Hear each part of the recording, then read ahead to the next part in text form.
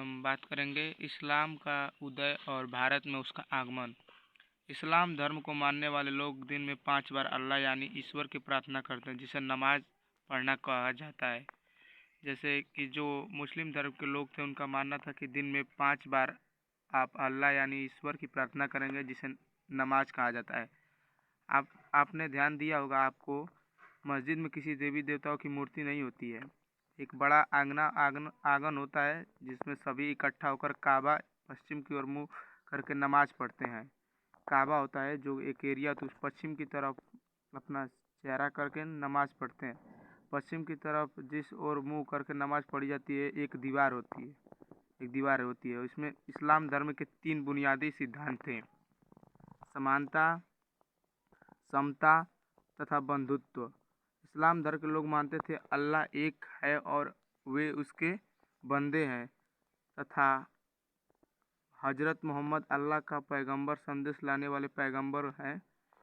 हजरत मोहम्मद ने जब अल्लाह को पैगाम लोगों को बताना शुरू किया, तब इस्लाम धर्म की शुरुआत हुई।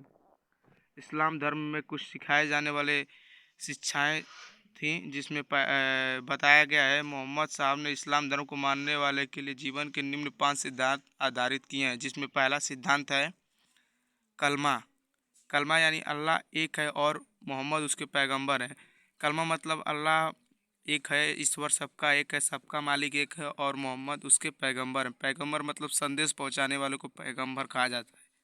इसी तरह दूसरा इनका शिक्षा नीति है नमाज, प्रतिदिन 5 बार नमाज पढ़ना। इनमें यह है कि हर मुसलमान एक दिन में 5 बार नमाज पढ़ेगा। और तीसरा है रमज़ान के पवित्र महीने में रोज़ा व्रत रखना। रमज़ान का महीना आता है तो उसमें रोज़ा व्रत रखते हैं। रोज़ा का मतलब होता है कि सुबह 4 बजे खा पी कर और दिन भर बिना पानी पिए, बिना खाना खाए रहना और रात को उसी व्रत को तोड़ना। और चौथा था ज़कात का मतलब होता है अपनी उपार्जित आय का 2.5% गरीबों को सहायता देना। मतलब ये था कि जितना आप एक महीने में कमाते हैं उसका 2.5% गरीबों में दान करना। और उसके बाद हज था कि पूरे जीवन में एक बार मक्का का तीर्थ यात्रा करना।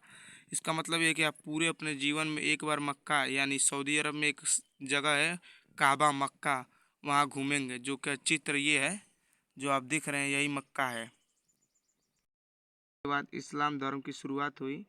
इस्लाम धर्म की शुरुआत यह अरब देश की बात है। अरब में इस्लाम धर्म की शुरुआत हुई। वहाँ एक मक्का नामक शहर है जो 570 में हजरत मोहम्मद का जन्म हुआ था। मक्का शहर में हजरत मोहम्मद का जन्म हुआ था, जो अल्लाह के पैगंबर थे। और उस समय अरब के अनेक छोटे छोटे कबीले थे जो लगातार एक दूसरे को लड़ते रहते थे। और वहाँ छोटे छोटे कबीले थे जिनमें हजरत मोहम्मद का जन्म हुआ था। ये लोग बहुत सारी देवी देवताओं की पूजा करते थे। जहाँ हजरत मोहम्मद का जन्म हुआ था वहाँ देवी देवताओं की पूजा किया करते थे। हजरत मोहम्मद इन कबीलों के बीच आपसी भाईचारे बढ़ाने के लिए यह संदेश देने लगे कि ईश्वर एक है। यहाँ जहाँ हजरत मोहम्मद का जन्म हुआ था वहाँ बहुत झगड़े लड़ाई होते थे, जिनको रोकने के लिए वे यह संदेश देने लगे कि सबका ईश्वर एक है, हम सब एक हैं, एकमात्र अल्लाह ही सीधे और सरल तरीके से प्रार्थना करनी चाहिए।